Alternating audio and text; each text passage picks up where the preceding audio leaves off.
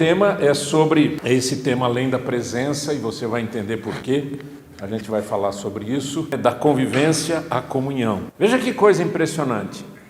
É uma coisa que todos nós sabemos, mas nem sempre a gente leva em consideração isso. Um homem pode estar cercado de muita gente e mesmo assim se sentir sozinho ou estar sozinho. Eu não sei quanto a você, mas isso não é incomum, principalmente em nós os homens. O oposto da solidão não é apenas ter companhia, é ser conhecido, é ser sustentado e muitas vezes ser confrontado em amor, ser corrigido. Amizade que não confronta, amizade que não fala a verdade, não é amizade. E a gente vai falar bastante sobre isso. A ciência define a solidão como a diferença entre aquilo que eu tenho de conexão atual de vida com aquilo que eu preciso. Então veja que solidão não é simplesmente eu estar sozinho, absolutamente sozinho, e morar no meio do mato.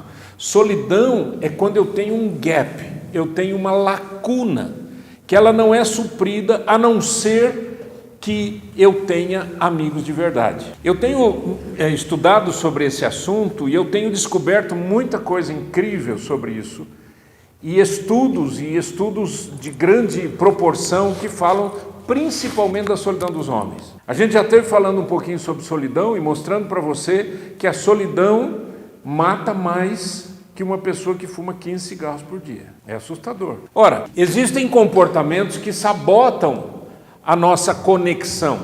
Primeiro deles, a gente pode dizer que é a autossuficiência rígida.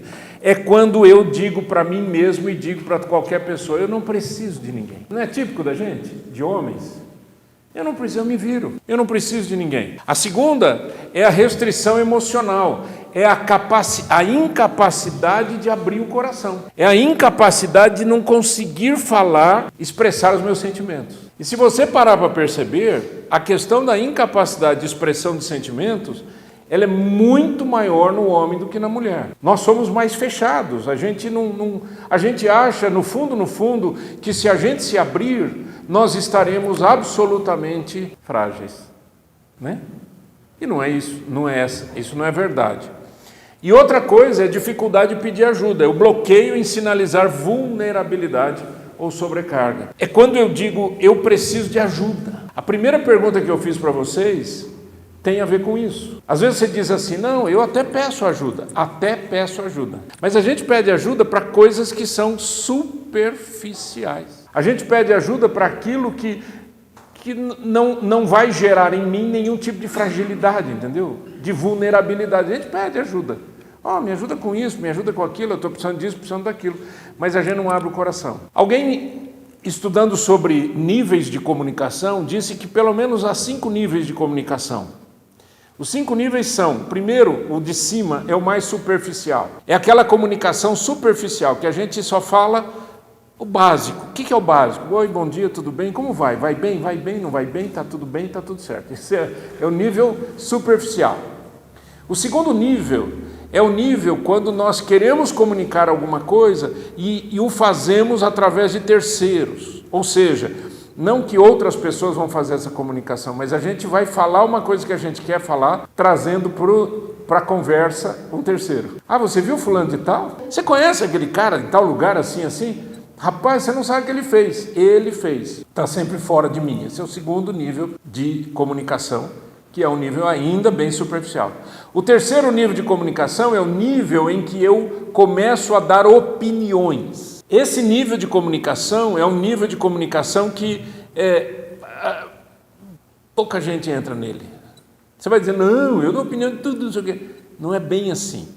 Dar opinião significa que eu vou expor a minha vida ao juízo de alguém. Concorda ou não? Quando você vai dar opinião sobre alguma coisa.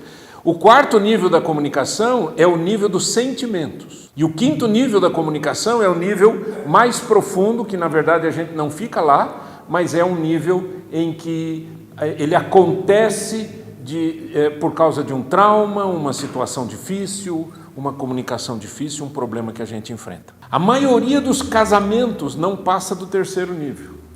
Os casamentos não passam do terceiro nível.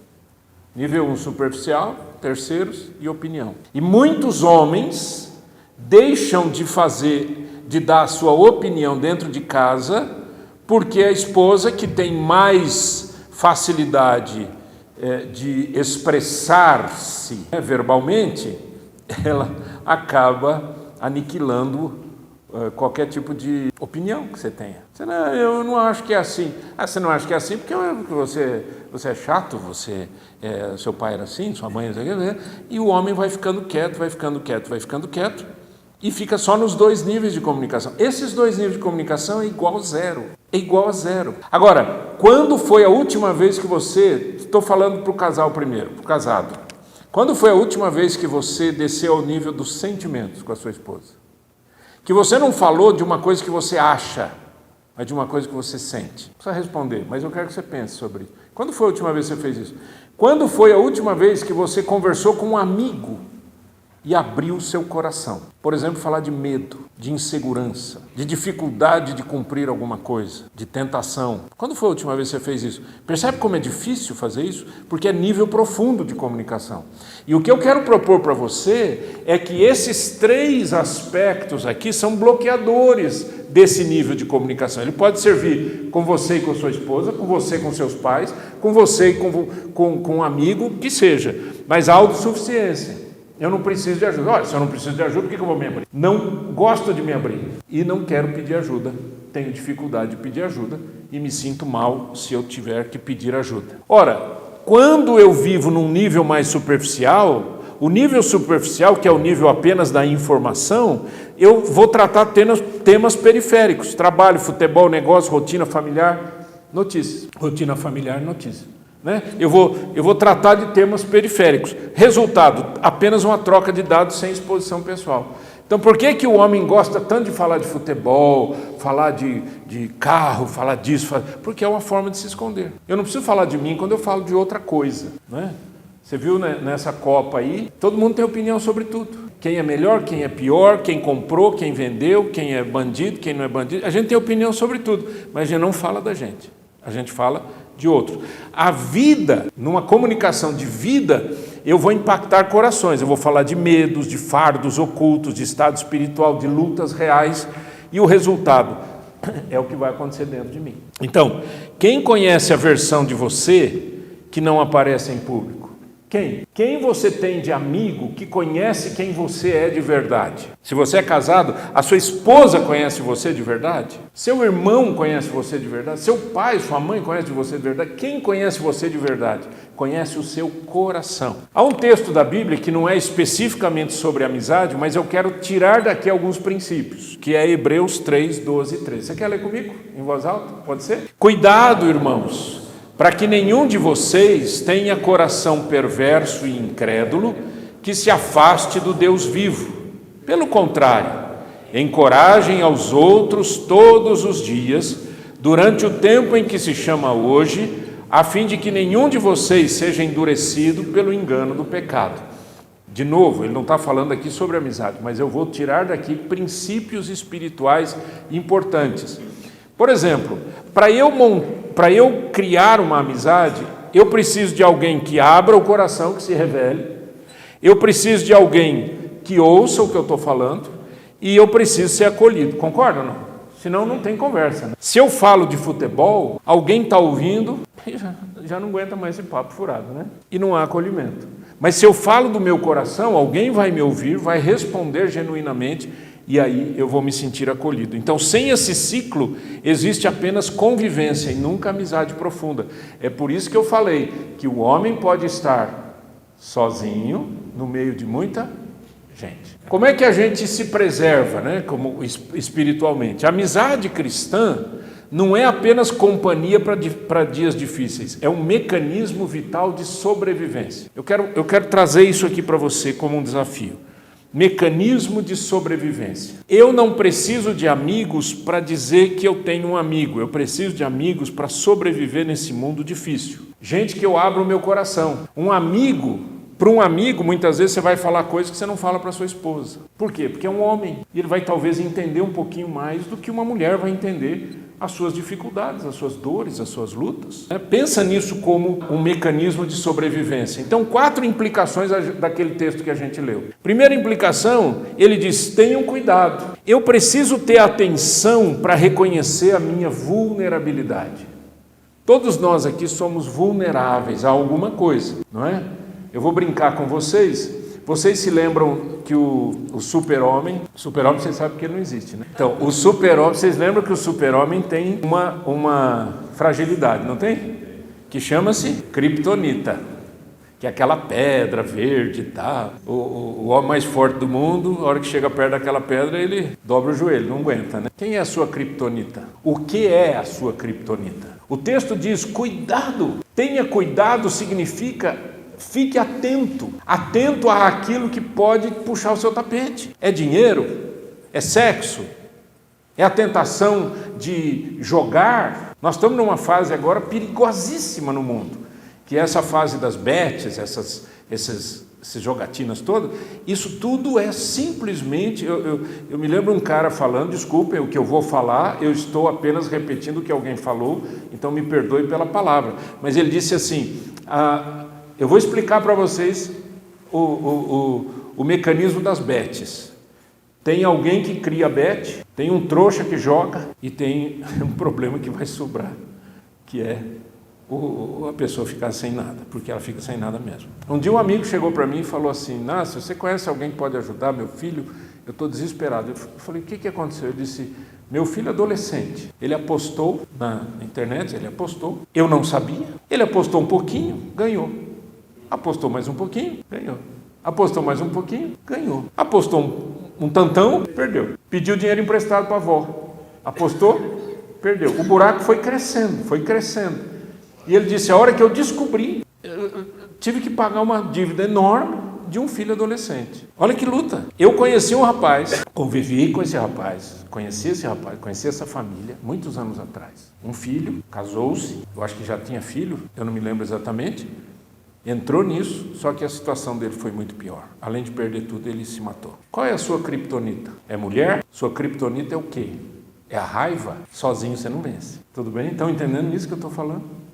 Por isso que eu chamei de mecanismo de sobrevivência. A amizade verdadeira nos ajuda. Então, primeira coisa, cuidado. Segundo, ele chama de irmãos. Ele diz: irmãos, tomem cuidado. Irmãos, irmandade. Gente, ninguém vence sozinho. Não é bom a gente estar aqui, gente? Tem pessoas que pagam milhares e milhares de reais e não tem o que a gente tem. Porque é raso, é evento raso. E aqui a gente tem algo profundo, algo de interesse sincero. Ninguém está vendendo nada para você. E não é só por conta disso, mas o interesse nosso é ver cada homem muito melhor. Um homem vibrante, um homem muito mais responsável. Outra coisa, ele diz: olha, encorajem uns aos outros. Gente, essa frase aqui ela é muito comum na Bíblia. Uns aos outros. O que quer dizer uns aos outros? Dá para fazer uns aos outros sozinho? Uns aos outros significa comunhão. A gente gastar tempo juntos, né? A gente estar juntos. A gente considerar o outro. Pensa nisso. Outra coisa, ele diz: façam isso todos os dias. Relacionamentos ocasionais e superficiais não sustentam batalhas permanentes. Todo dia. Um ajuda o outro. Um abençoa o outro. Não é?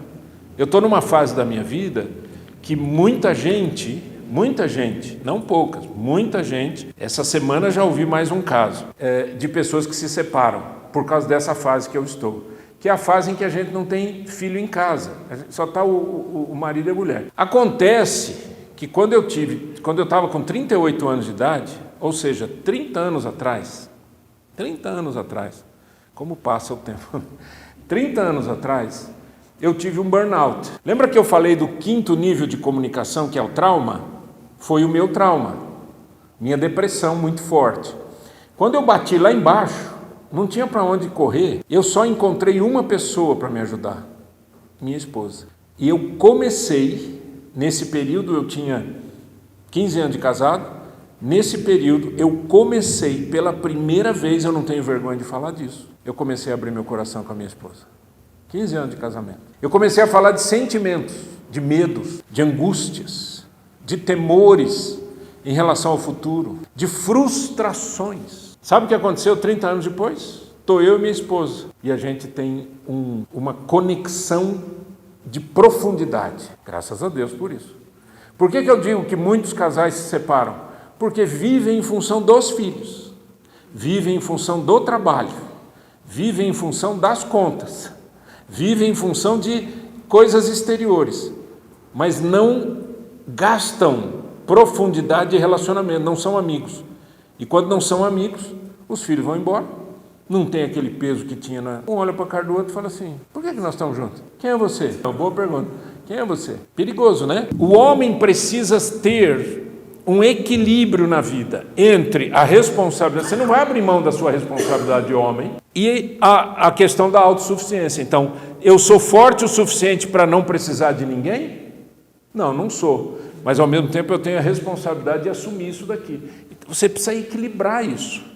O homem cristão maduro não transfere a sua responsabilidade, mas ele recusa-se também a carregar sozinho aquilo que Deus expressamente mandou dividir. Aprenda a dividir. E uma forma de você fazer isso é tendo amigos, ou um amigo, pelo menos. Sair do esconderijo exige coragem. Então, a Bíblia fala muito sobre isso, é muito interessante, eu vou mostrar para vocês aqui nesse texto. Em Tiago 5,16 diz: portanto, confessem os seus pecados uns aos outros e orem uns pelos outros para que vocês sejam curados. Muito pode, por sua eficácia, a súplica do justo. Tiago não está ordenando que a exposição indiscriminada gera cura. Ele está dizendo que a gente precisa aprender a fazer essa confissão e abrir o coração para que a gente receba cura. Muitas vezes a cura é emocional. Então, quando eu olho para esse gráfico aqui, eu preciso aprender a abrir o coração, a confiar, a orar e receber cuidado. Eu preciso aprender a confessar, eu preciso orar e dar cuidado. É uma via de mão dupla. Quando foi a última vez que um amigo seu chegou para você e disse assim: cara, eu preciso conversar com você, eu estou com uma luta grande no coração, ore comigo. O que você faz? Eu conheço gente que fala assim: desculpa, eu não oro em voz alta. Tem vergonha de orar em voz alta. Quem tem vergonha de orar em voz alta é porque não ora, né? E não está a fim de ajudar ninguém também, porque orar uns pelos outros é uma necessidade que todos nós temos. Eu tenho necessidade que você ore por mim, e você tem necessidade que eu ore por você, né? Eu estou sempre orando: Senhor, abençoa o Holy Hour, abençoa aqueles homens que frequentam lá.